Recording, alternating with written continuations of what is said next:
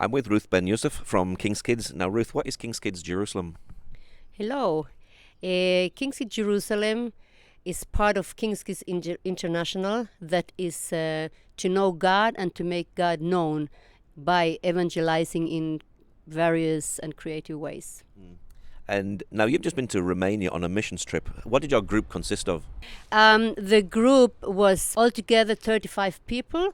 We were a group of Jews and Arabs, and it was also, we were multi-generational, so it was little kids. Most of us were youth, and then it was also adults and elderly people. And what did you do in Romania? We linked in Romania with YWAM teams in different locations, and we served with them the local society. Especially we reached the gypsy community. Did the youth see poverty, and do you think that will change their life when they come back here to Israel? Definitely, yeah. The youth, and we always saw a lot of poverty in the ways that we haven't seen before, and I'm sure that it was new for most of the youth, especially, and to start to realize that there are people that they live in like completely different atmosphere than we here in Israel, with our challenges here, and I know and I see that it already changed, and it will change their way of seeing life at all. What sort of poverty do you see there?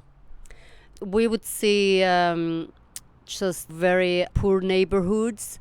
We would meet with children and youth that they live on the dump area where all the garbage is thrown, and they actually live from that. We would see families where many children, and they were just their clothes, they were only half clothed, and things like that, and dirty. And what was the response of the children and the youth when they saw people their own age but living on a dump?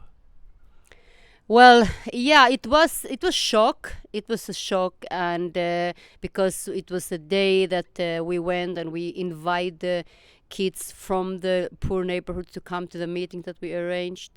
And also sometimes we saw the kids only when they were brought to the base where we had the meetings by the local workers, and so it took some time that we get to balance our feelings and emotions to really understand what's happening. But with all that, it was very challenging, but it was really life-changing experience. And you also got an opportunity to minister to the gypsy community as well, didn't you?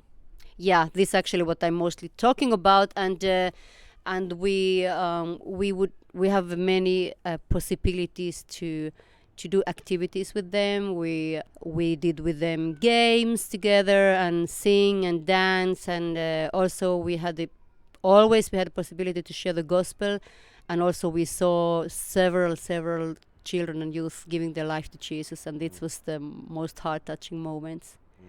Is there a good connection between Israelis and gypsies? Because obviously Jewish people went through the Holocaust, but also the gypsies went through the Holocaust as well.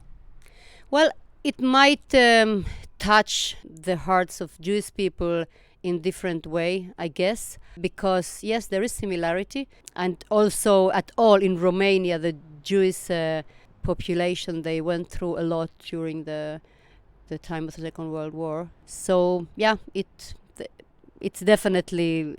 I'm not sure if our youngest generation would think about it, but there is a similarity. Yeah. And what sort of stories do you have from the trip? Oh, I have many stories.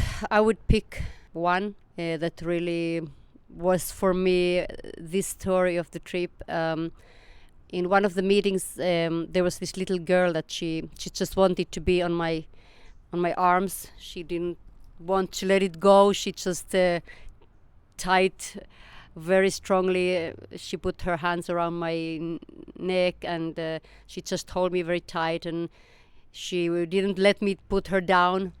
She was really dirty. She was really smelly, but I just God just gave me this His love to her, and I just received in this moment the words from Bible that let the children come to me. Don't make them to go away, like as Jesus said, and I felt I was really loving this child, special way, and I just hold her, and then it was very long time. In the end, she went to dance there with other kids, and so it was just this moment that you meet a different world, and this is the linking of God's love towards the population you are called to serve. And it was like physically doing it, and it was very. This girl is in my arms still. I still hold her before the Lord and pray for her and for her salvation. Now, do you have a good relationship between Jerusalem King's Kids, which is predominantly Jewish, and the Sfa'am King's Kids, which is predominantly Arab? Yes, we do. We have challenges, though, but especially the trips like that we are going outreach abroad.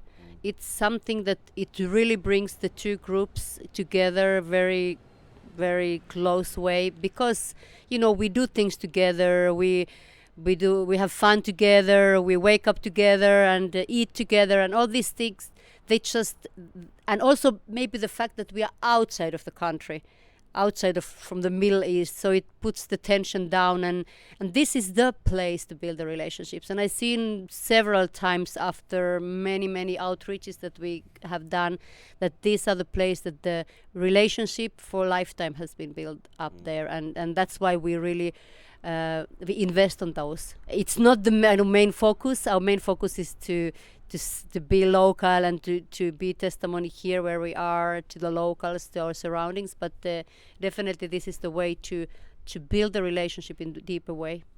And you're able to do that with Palestinian Arabs as well, aren't you? Not just Israeli Arabs. Yes, we are doing it also with Palestinian Arabs, and it's very interesting to see how the youth are very open. They are really it's a land that you can work on, and it's worthy to invest on the youth in this age, so that they can see their neighbors different way, and they can maybe be the little group that they can change a little more group around them for the future. Well, now you're back in Israel, and all the group is back in Israel. How have they responded to the whole trip, and how have they enjoyed the trip ministering in a country like Romania where there's a lot of poverty? Yeah, all the feedback that I have heard until now has been really positive, and that they really were touched. And also the feedback that was for me important to hear from my own group, that they say that they ask when we meet next time with a group from Shfaram. So they really. They get it's like really testimony that they really get to be good friends, more close to each other, and they are looking forward to meet again with our friends. Is this reconciliation work pioneering work? Well, in its field it is, I would say. It's not happening a lot in Israel, to be honest. Not many communities, either from Arab or Jewish side, are open or willing to invest to that, because it's challenging.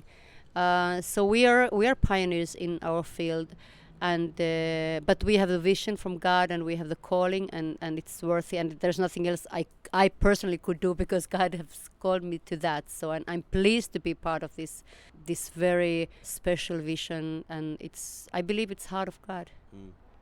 And what's your prayer finally for the reconciliation work that you're doing?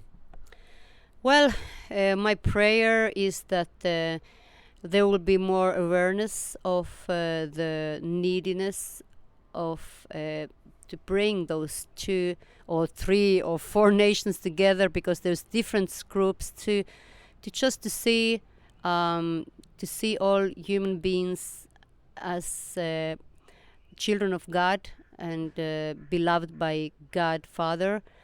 And it's just my prayer that there will be more workers, more people who would join to this vision. It will be easier. Yeah. Okay, Ruth, thank you very much. Thank you, Paul.